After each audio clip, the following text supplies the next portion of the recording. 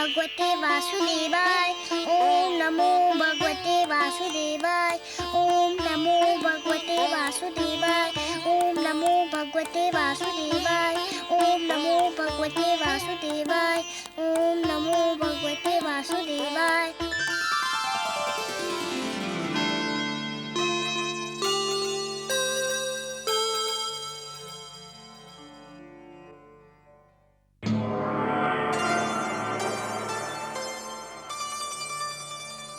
प्रणाम देवी। प्रणाम। हमारे अहोभाग्य कि विष्णु भार्या ने शिवलोक में पधारकर उसे पावन कर दिया। विराजिए।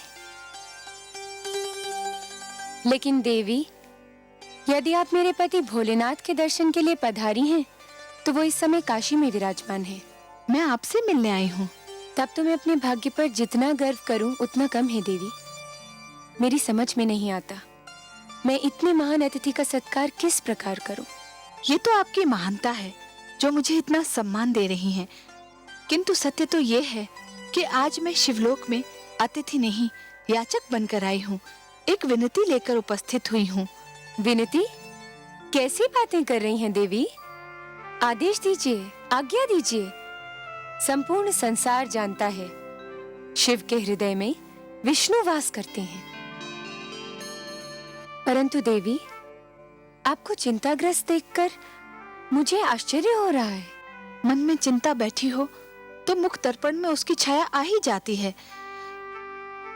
जब कोई माँ अपने पुत्र के लिए चिंता करती है तब वो छिपाई नहीं छिपती। माँ, पुत्र? मैं कुछ समझी नहीं देवी। आप किस माँ और किस पुत्र की बात कर रही हैं? मैं अपने पुत्र की बात कर रही हूँ शिव भार्या। आपका पुत्र? ये कैसी पहेली बुझा रही हैं देवी? कोई पहेली नहीं है देवी। आप तो जानती हैं ना, मानव लोक के एक छोटे से बालक ध्रुव ने भगवान विष्णु से मिलने की ठान ली है और इसके लिए वो कोई भी कष्ट उठाने के लिए तैयार हो गया है। जानती हूँ देवी, लेकिन वो आपका पुत्र तो नहीं है। अवश्य नहीं है,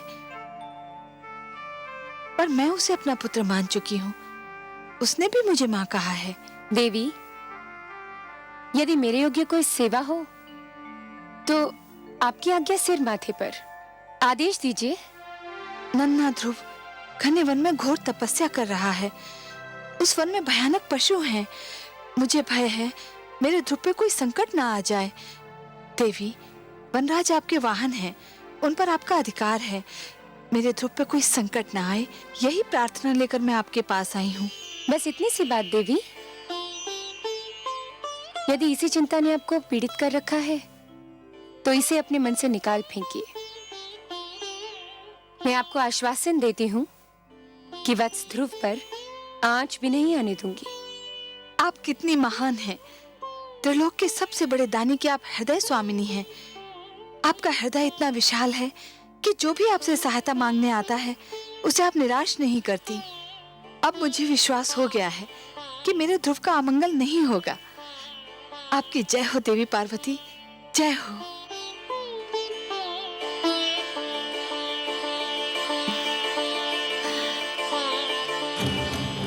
भगवते वासुदेवाय। ओम नमो भगवते वासुदेवाय। ओम नमो भगवते वासुदेवाय। ओम नमो भगवते वासुदेवाय। ओम नमो भगवते वासुदेवाय। ओम नमो भगवते वासुदेवाय। ओम नमो भगवते वासुदेवाय। ओम नमो भगवते वासुदेवाय। ओम नमो भगवते वासुदेवाय। ओम नमो भगवते वासुदेवाय। ओम नमो भगवते वासुदेवाय। ओम नमो भगवते वासुदेवाय। ओम नमो भगवते वासुदेवाय। ओम नमो भगवते वासुदेवाय। ओम नमो भगवते वासुदेवाय। ओम नमो भगवते वासुदेवाय। ओम नमो भगवते वासुदेवाय। ओम नमो भगवते वासुदेवाय। ओम नमो भगवते वासुदेवाय। ओम नमो भगवते वासुदेवाय।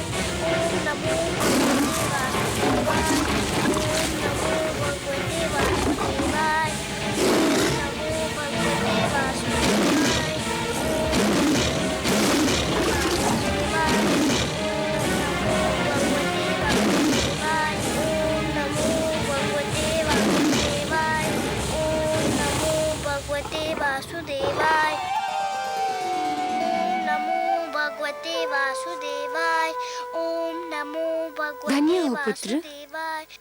धन्य है तुम्हारी ये तपस्या, भगवते तुम्हारा ये विश्वास, तुम्हारा ये दृढ़ निश्चय। भगवते वासुदेवाय।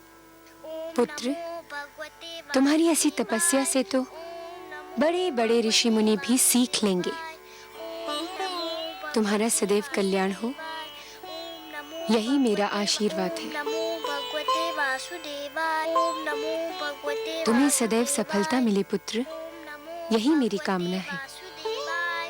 ओम नमो भगवते सिंहराज, तुम यहीं ठहरोगे, पुत्र ध्रुव पर कोई संकट न आने पाए। नमो भगवते वासुदेवाय। ओम नमो भगवते वासुदेवाय। नमो भगवते वासुदेवाय।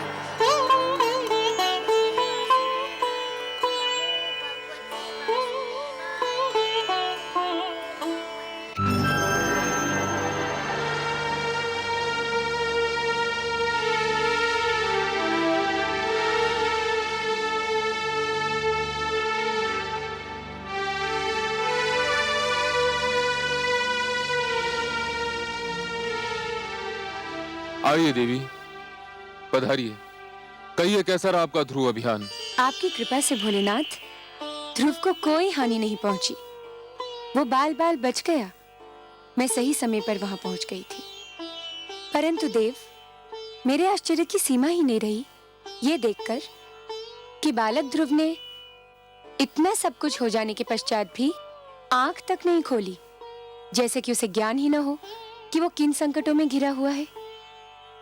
वातावरण से अनजान वो बालक आंखें मूंदे दृढ़ संकल्प के साथ मंत्र जाप करता रहा। इसमें आश्चर्य की क्या बात है देवी? ध्रुव का तो अर्थ ही होता है अटल और दृढ़ निश्चय।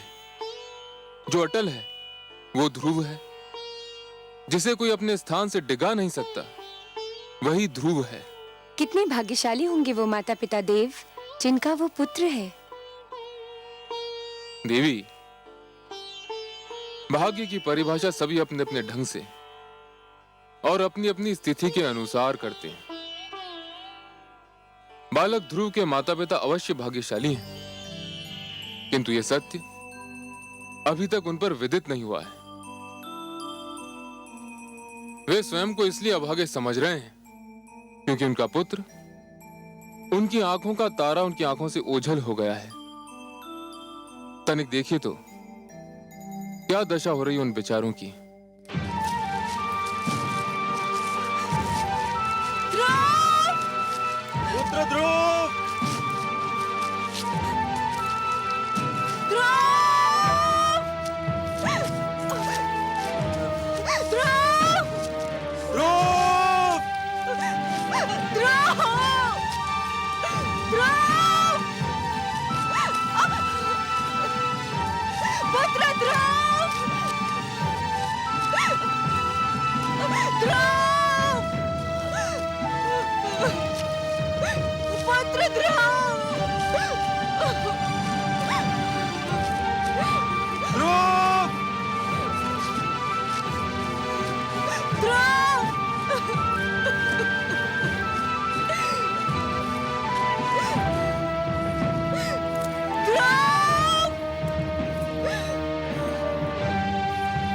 पुत्र ध्रुव!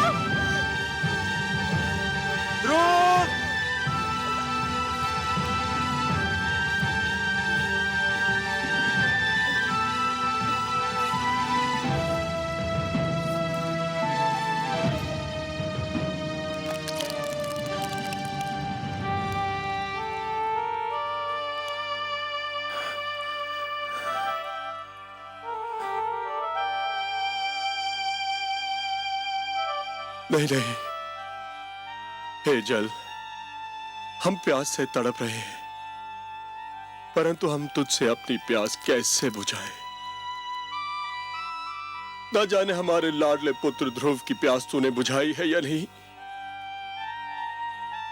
कहीं ऐसा ना हो कि हम तुझसे अपनी प्यास बुझा लें और हमारा पुत्र तेरी एक एक बूंद को तरसता रहे। नहीं, हम अपनी प्यास बुझाकर ऐसा पाप नहीं कर सकते। नहीं कर सकते, नहीं कर सकते।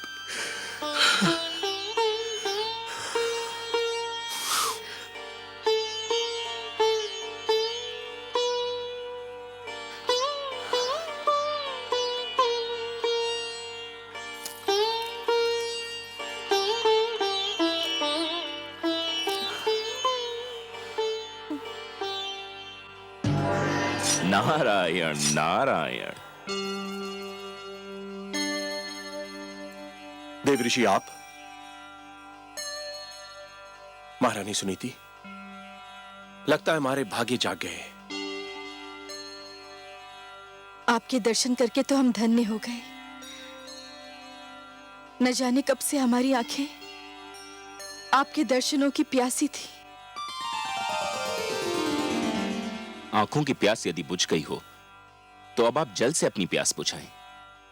जल ग्रहण कीजिए राजन, आप भी, और महारानी सुनीति आप भी। कैसे ग्रहण करें? जब से हमारा पुत्र राजमहल छोड़ के गया है, भूख प्यास सब मिट गई हमारी। न जाने कहाँ होगा, कैसा होगा, उसे ढूंढ ढूंढ के थक गए हम। राजभवन का पाला हुआ न जाने किन मार्गों में ठोकरे खा रहा होगा वो। आपका पुत्र भगवान विष्णु की खोज में निकला है। जो भगवान की खोज में निकलते हैं, जिनके मन में वो रम जाते हैं, उन्हें भगवान अपनी अनुकंपा की छत्र छाया में ले लेते हैं। संसार की कोई भी विपदा उन्हें छू भी नहीं सकती। हमारा पुत्र कहाँ है इस समय? मैं ये तो नहीं बता सकता देवी, परंतु इतना अवश्य कह सकता हूं, वह जहां भी है सुरक्षित है। क्या हम उसे मिल सकते हैं देवऋषि? यह भी संभव नहीं है, क्योंकि ध्रुव भगवान विष्णु के अतिरिक्त किसी से मिलना नहीं चाहता। फिर आप उससे कैसे मिल सकते हैं? हे देवर्षि, क्या हम उसकी एक झलक भी नहीं देख सकते? नहीं देवी, यह भी संभव नहीं है। क्यों संभव नहीं? इसलिए क्योंकि उसे स्वयं भगवान विष्णु की एक झलक देखने की धुन है, इसलिए आप उसे देख न पाएंगी। मेरा परामर्श मानेंगे राजन? आज्ञा दे प्रभु। आप अपनी राजधानी लौट जाइए। यह संभव नहीं है देवऋषि। मैं प्रण कर कर निकला था कि लौटूंगा तो ध्रुव को साथ लेकर, नहीं तो मैं भी नहीं लौटूंगा। नारायण नारायण। महाराज उत्तानपाद, आप भी विचित्र प्राणी हैं।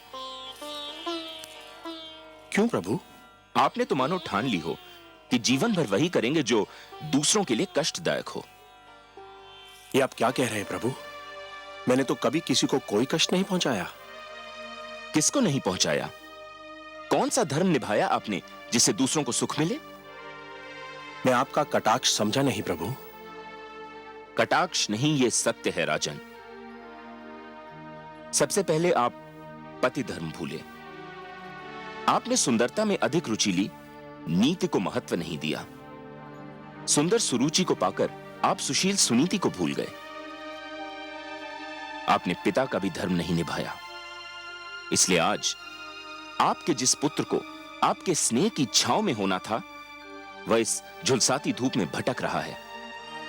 और अब अपनी प्रजा को कष्ट देकर आप एक राजा के धर्म से भी विमुख होना चाह रहे हैं। परंतु प्रभु, मैंने प्रजा को तो कोई कष्ट नहीं दिया है। कैसे नहीं दिया? राजकाज की बागडोर और अपनी प्रजा के हित को एक स्वार्थी नारी की दया पर छोड़कर आप समझते हैं कि आपने अपनी प्रजा को बहुत सुख दिया है। जो राजा अपने परिवार की समस्या में पड़कर अपनी प्रजा के हित को भूल जाए, उसे राजा कहलाने का कोई अधिकार नहीं है। एक सुंदर नारी की सुंदरता में आप ऐसा फंसकर भटके कि धर्म का मार्ग ही भूल गए। राजन, जब एक व्यक्ति भटकता है तो केवल वही व्यक्ति भटकता है, किंतु जब एक राजा भटकता है तो पूरा देश भटक जाता है, राष्ट्र भटक जाता है। आप सत्य कहते हैं प्रभु, परंतु मेरे लिए अपने पुत्र को भूल पाना संभव नहीं। मैं राजा अवश्य हूं, पर पिता भी तो हूं। यही तो वो सत्य है राजन, जो एक साधारण व्यक्ति से राजा की और एक राजा से साधारण व्यक्ति की पहचान अलग करता है। एक साधारण व्यक्ति के लिए उसका परिवार ही उसका संसार है, किंतु एक राजा के लिए उसकी प्रजा ही उसका परिवार है। और आप अपने परिवार को भूल गए हैं। अब भी समय है राजन, अपनी भूल का प्रायश्चित कर लीजिए, घर लौट जाइए।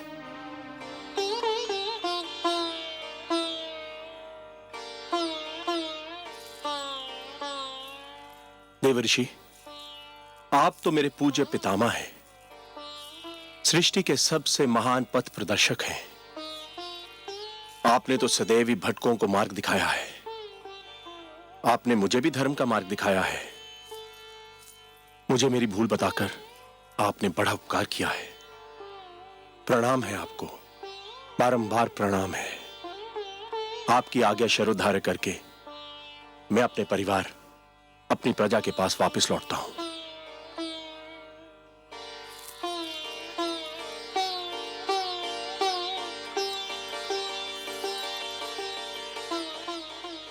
चलिए महारानी।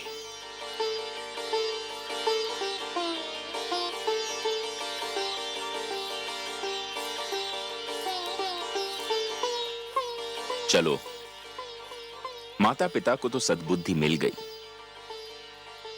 अब देखें ध्रुव की स्थिति क्या है।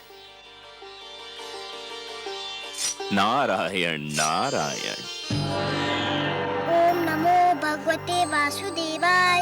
ओम नमो भगवते वासुदेवाय। ओम नमो भगवते वासुदेवाय।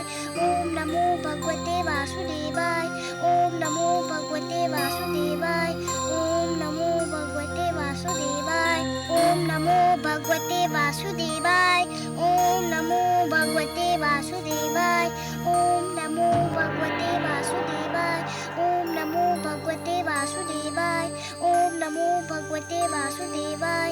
ओम नमो भगवते वासुदेवाय। ओम नमो भगवते नारायण नारायण। गुरुदेव, भगवान विष्णु अब तक नहीं आए। आपने तो कहा था कि इस मंत्र का जाप करोगे तो भगवान विष्णु अवश्य आ जाएंगे। वे तो अब तक नहीं आए। पुत्र, इतना सरल समझ लिया है भगवान विष्णु का इस धरती पर आना। बड़े बड़े ऋषि मुनियों ने तो अपना सारा जीवन इसी तपस्या में लगा दिया, किंतु कुछ ही के भाग्य में भगवान विष्णु के दर्शन लिखे थे। तुम्हारी तपस्या तो अभी प्रारंभ हुई है। मुझे और कितनी तपस्या करनी होगी उनके दर्शन पाने के लिए? वत्स, फल अपने निर्धारित समय पर ही पकता है। कली भी निर्धारित समय पर ही फूल बनती है। सूर्य, चंद्रमा, प्रभात, संध्या, ये सब एक क्रम चक्र से बंधे हैं। इनका उदय होना, अस्त होना, आना जाना, ये सब निर्धारित समय से ही होता है। तुम्हारी तपस्या सफल होने का समय भी अवश्य आएगा पुत्र, पर तुम तो अभी से घबरा गए। घबराया नहीं गुरुदेव, पर कहीं मेरी तपस्या में कोई कमी तो नहीं रह गई जो भगवान विष्णु अभी तक मेरे पास नहीं आए? तुम्हारी बात में तथ्य है पुत्र।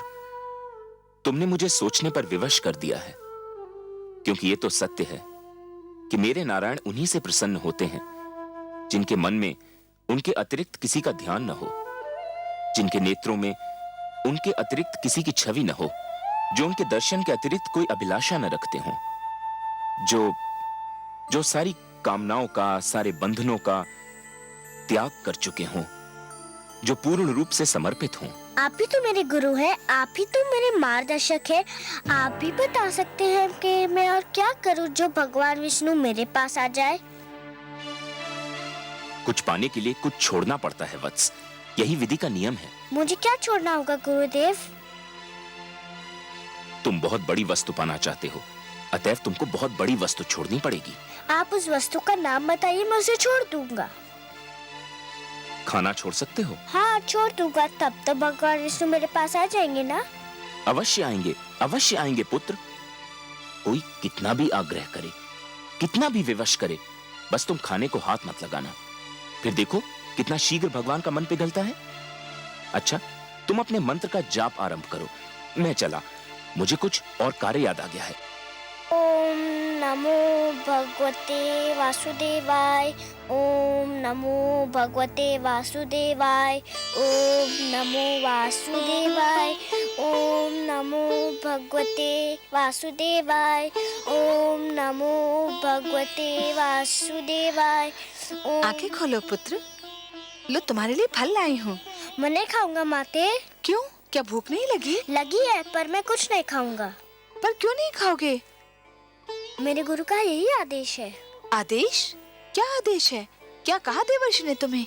उन्होंने कहा है कि यदि मैं खाना छोड़ दूं तो भगवान विष्णु शीघ्र मेरे पास आ जाएंगे। पुत्र, तुम अभी बहुत छोटे हो, खाओगे नहीं तो रहोगे कैसे? भूख तुमसे सहन नहीं होगी। मैं सहन करूंगा, सब कुछ सहन लूंगा, भूखा रह लूंगा, पर जब तक भगवान विष्णु मेरे पास नहीं आ जाते मैं कुछ नहीं खाऊंगा। ओम नमो भगवते वासुदेवाय। ओम नमो भगवते वासुदेवाय। ओम नमो भगवते वासुदेवाय। ओम नमो भगवते वासुदेवाय। ओम नमो भगवते वासुदेवाय। ओम नमो भगवते वासुदेवाय। ओम नमो भगवते वासुदेवाय।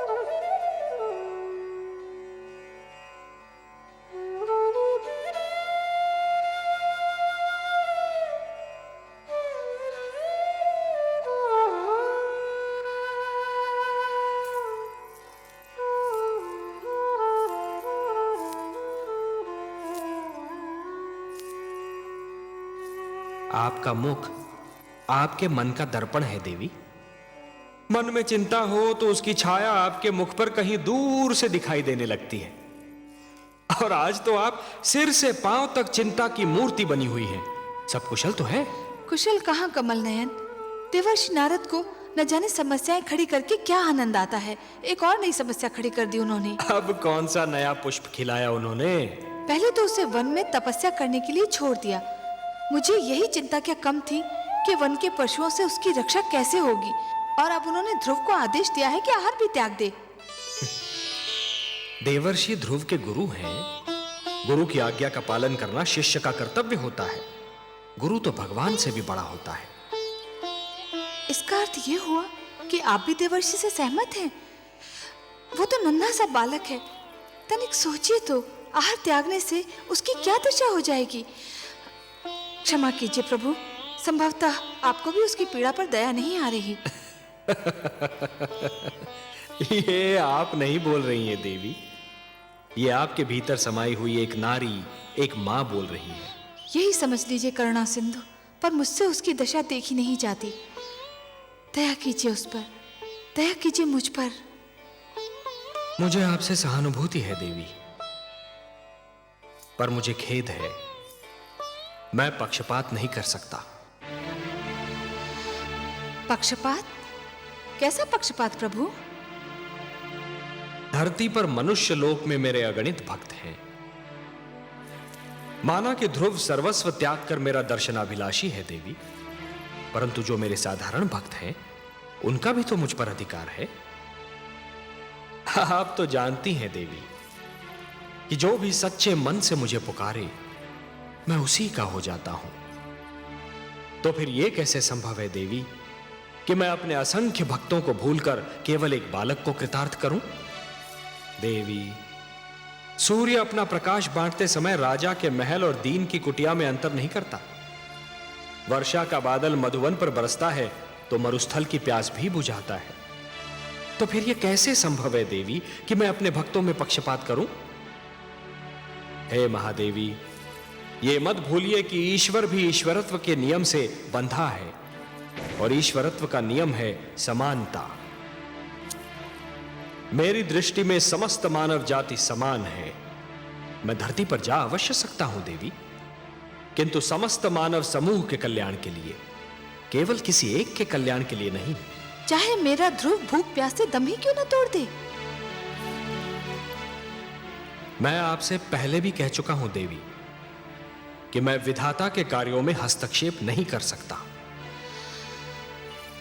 मुझे आपसे सहानुभूति है, परंतु यदि विधाता ने उसके भाग्य में यही लिख दिया हो तो फिर यही होकर रहेगा।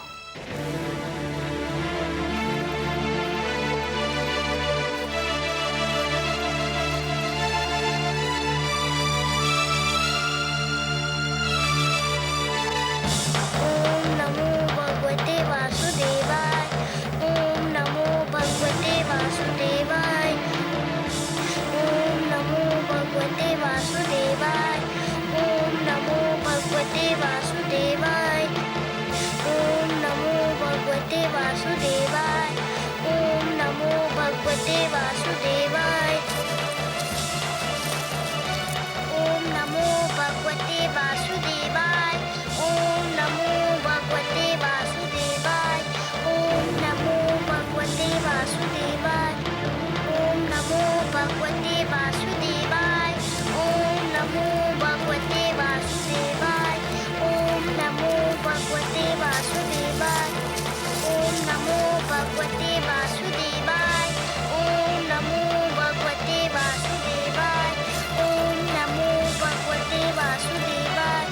ओम नमो भगवते वासुदेवाय।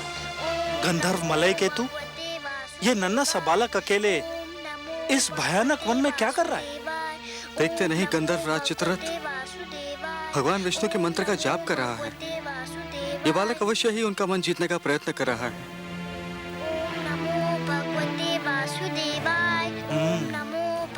ये तो चिंता का विषय है गंधर्वराज। है तो सही, कहीं इसकी तपस्या हमारे स्वर्ग के स्वामी के लिए कोई संकट ना खड़ा कर दे। तब तो हमें तुरंत देवराज इंद्र को सूचित करना चाहिए।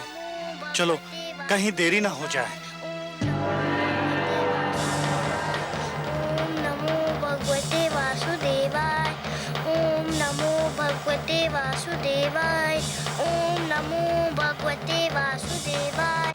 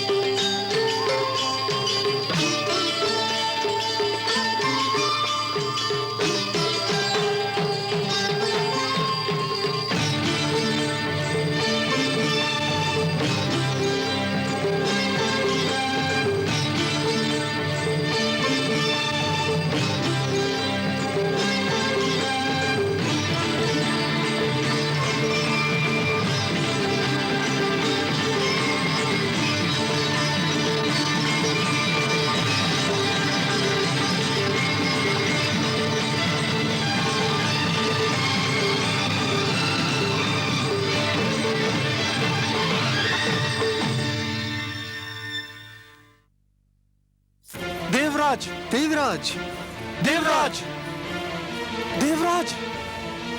क्या बात है गंधर्वराज चित्ररथ? क्या हुआ गंधर्व मलय केतु? तुम दोनों इतने घबराए हुए क्यों लग रहे हो? क्या कहीं कोई अनर्थ हो गया? अनर्थ हुआ तो नहीं देवराज, पर हो अवश्य सकता है। स्वर्ग पर संकट की छाया है। क्या कह रहे हो? तुम तो लगता है अपना मस्तिष्क ही खो बैठे हो। तुम बताओ मलयकेतु, क्या बात है? हम दोनों एक वन से जा रहे थे कि हमें एक छोटा सा बालक भगवान विष्णु की तपस्या में मग्न दिखाई दिया। तो क्या हुआ? उसके सामने फलों से भरी थाली रखी हुई थी।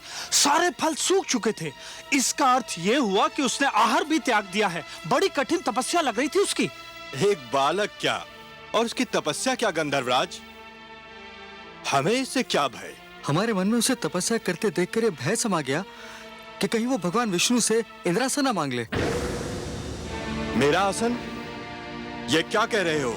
गंधर्व मलयकेतु सत्य कह रहे हैं देवराज।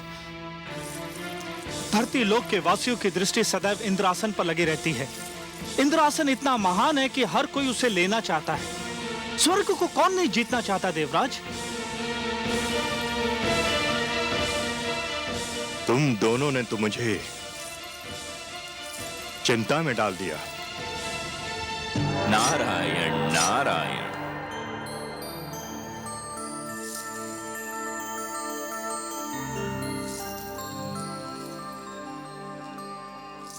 बड़ी शुभ घड़ी में पधारे आप देवर्षि।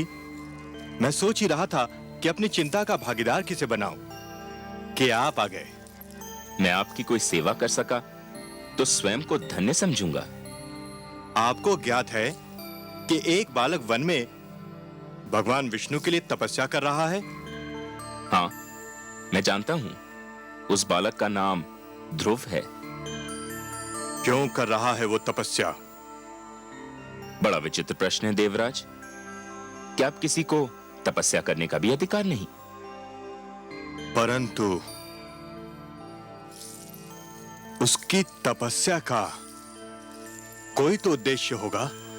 तपस्या, साधना, भक्ति और आराधना ये व्यक्तिगत कार्य हैं देवराज। जो जिसकी पूजा करता है वही उसका उद्देश्य समझता है। आराधक और आराध्य के बीच आने का किसी को भी अधिकार नहीं। मुझे इतना भोला न समझिए देवर्षि। धरती के वासी स्वार्थ के बिना ईश्वर की पूजा भी नहीं करते। इस बालक का भी अवश्य ही कोई स्वार्थ है।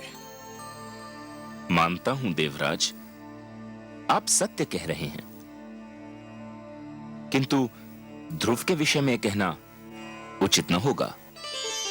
क्यों? मानव लोक के वासियों के मन में साधारणतया दो ही प्रलोभन होते हैं। या तो उन्हें सत्ता का लोभ होता है या फिर धन का।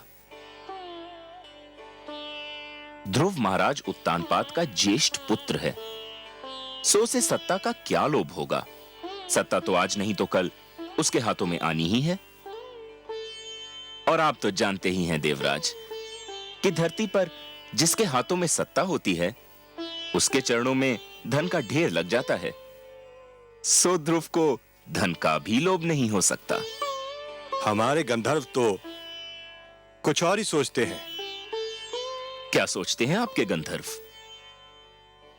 इनका विचार है और हमारे विचार में इनका विचार कुछ अनुचित भी नहीं कि ध्रुव भगवान विष्णु से वरदान में हमारा सिंहासन मांगने वाला है। नारायण नारायण। देवराज, धरती पर कई बार प्रलय आई और फिर सृष्टि की रचना भी हुई। युग बदले, शताब्दियां बदली, कल्प बदले, मनवंतर बदले, पर नहीं बदले तो आप। उधर क्षण भर को किसी ने साधना में आंख क्या बंद कर ली, इधर आपका सिंहासन डोल गया। विश्वास कीजिए देवराज, ध्रुव का ऐसा कोई उद्देश्य नहीं है। आप जानते हैं देवर्षि की इंद्रासन पर सबकी आंखें लगी रहती हैं। पहले भी कई बार कई लोग इसे हथियाने का प्रयास कर चुके हैं। मुझे यही चिंता है। आपको चिंतित रहने का इतना अभ्यास हो चुका है देवराज कि यदि आप चिंतित न लगें तो अधूरे से लगते हैं।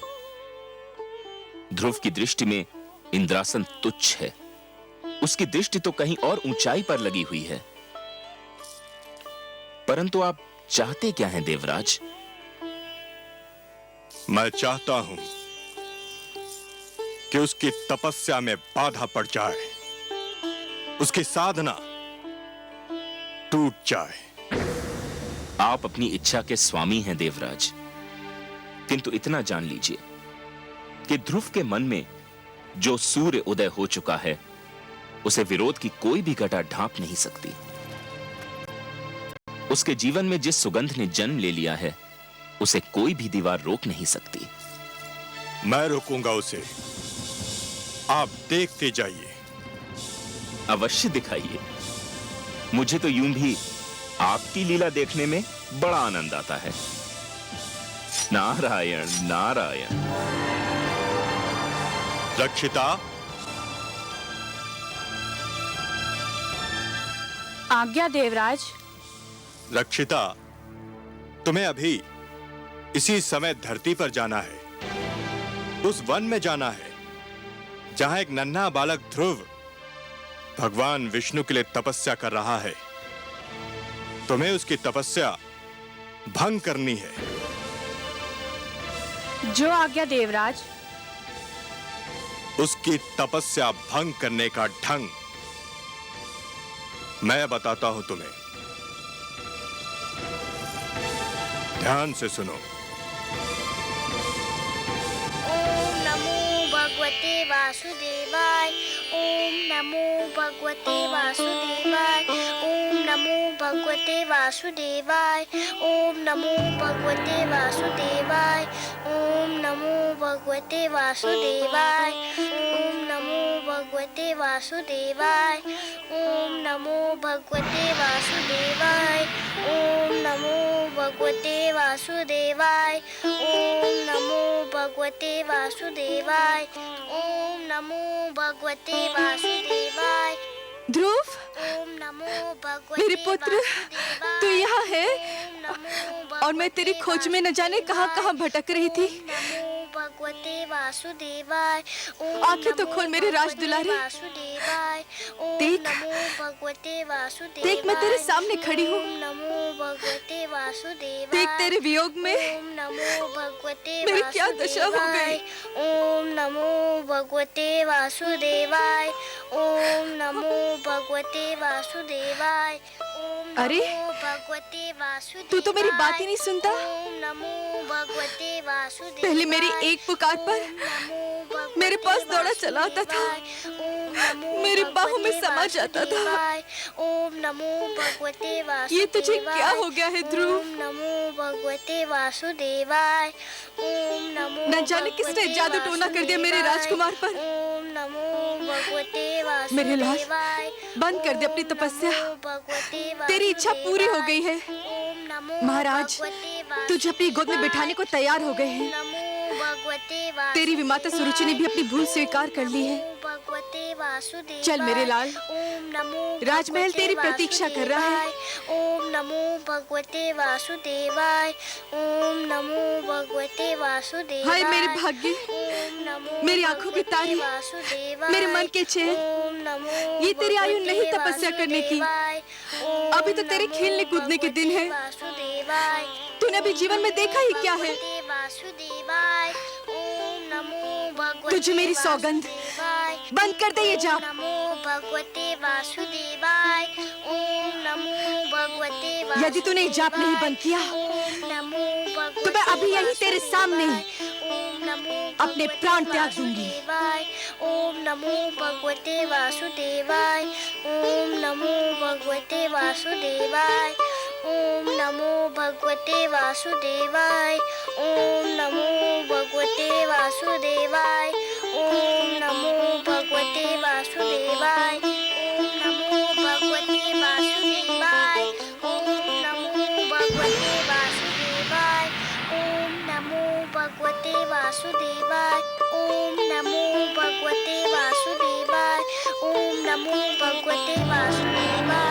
ओम नमो भगवते वासुदेवाय। ओम नमो भगवते वासुदेवाय।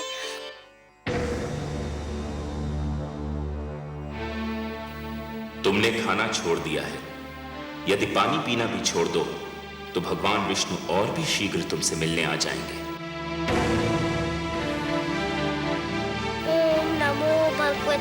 वासुदेवाय। ओम नमो भगवते वासुदेवाय।